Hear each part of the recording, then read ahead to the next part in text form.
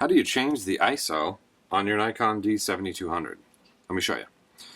If your camera's on and you press the info button, you'll see the ISO displayed right here, right in the middle to the right. To change it, you can press this button over here that says ISO. There's also a zoom out icon on it. If you press this, you'll see that it gives your ISO sensitivity settings.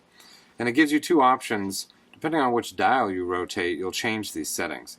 So the dial with the arrows underneath it is the rear dial, and you'll see that our ISO sensitivity changes when we rotate this dial.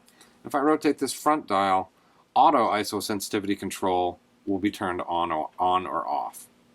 In this mode, basically, in any of the manual modes, and actually all of the modes, you can turn auto sensitivity on, and the camera will decide what ISO to use, and you'll see that.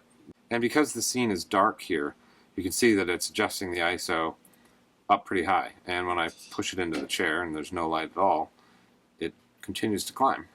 But as we go to a lighter scene, it'll adjust the ISO accordingly. You can also check what ISO you're using. If you look at the top of your camera, there's this mini display. And if it's at night, you can turn your on switch to the right and it'll turn this light, backlight, on or off.